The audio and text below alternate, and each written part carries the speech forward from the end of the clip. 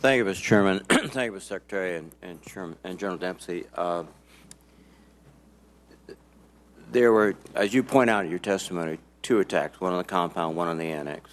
But as the time chart indicates, there seems to be a significant gap between the first attack on the annex at midnight and the deployment of mortars and RPGs. Did that indicate to either of you that it took a while for them to sort of organize themselves to conduct a full-blown attack on the annex? That, in fact, it was something akin, General Dempsey, to one of a meeting engagement where they seized an opportunity and then they quickly fill in and supplement their firepower and begin a much more coordinated attack, suggesting there was a degree of improvisation here as well as planning?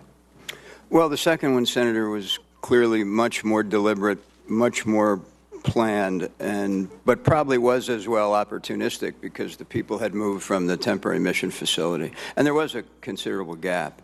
But I would say 2 things in addition. One is we accept the general timeline, and also it's because it's consistent with the Accountability Review Board. The second thing, though, is the gap didn't cause us to do anything differently. We acted based on the first attack, and it was a matter of time and distance at that point.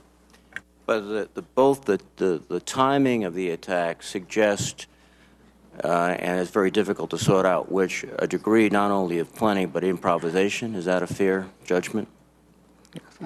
I haven't thought about the word improvisation. It was very well executed. They dropped 6 mortar rounds on a roof at some distance. That was pretty well done. It was, I think there's no question that it was deliberate. It was opportunistic, I really believe that a lot of this was pre-coordinated, particularly with regards to the second attack. Very good.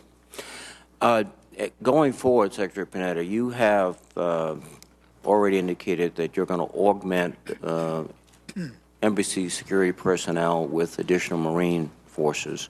And you also point out, which I think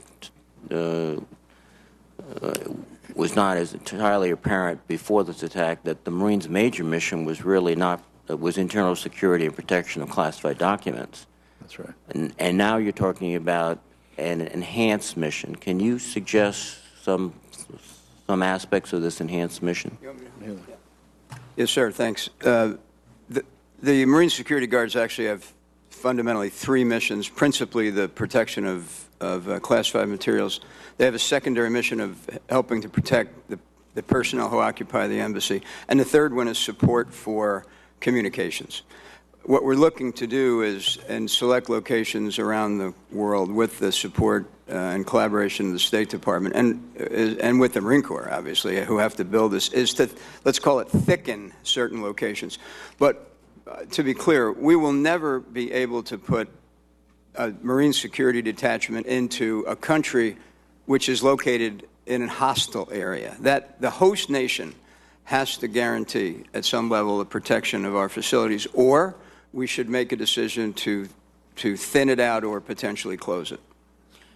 Another related aspect of this issue is that clearly, even with this expanded role, that security at diplomatic missions is the responsibility of the State Department, and the resources for that, other than the Marine presence, are State Department resources. And those resources, in your view, to complement what you're doing, should be enhanced, Mr. Secretary? That's correct. I mean, we are working with the State Department, and that's where we came up with the almost 1,000 more Marines that we would try to deploy at those embassies that are identified as the most vulnerable. And let me follow up on the issue of AFRICOM, because it is our newest sink, and you have taken steps to provide them with more ready reaction forces, for want of a better term. Can you indicate the current posture of sort of what General Ham has available, understanding it's a big AO, long distances, and if you don't have adequate intelligence, it's hard to even pre-position resources to react. But what have you been doing to help Yeah, I would never drag you into our internal processes, but we have an annual process called the Global Force Management process, where combatant commanders and service chiefs collaborate on distribution of the force worldwide based on the threat assessments, national security interest. AFRICOM is particularly challenged because of the commitments we have elsewhere, but also because of the lack of basing and authority to place facilities internal to the continent. And as a result, most of their resources reside in Southern Europe or afloat when we have them. In terms of what we've done to augment, he will have, effective 1 October, his own commanders in extremis force. We have positioned fleet anti-terrorism support teams and put them on a various changing level of alert posture. So if you think about response, it's a combination of alert posture and flight time, with the necessary, if you can get it, access into a country to land and flow. We are better postured today to respond to preemptive requests from the State Department. In other words, left of bang than we were. When something happens, it becomes a far different situation. Thank you. Thank you, Mr. Chairman.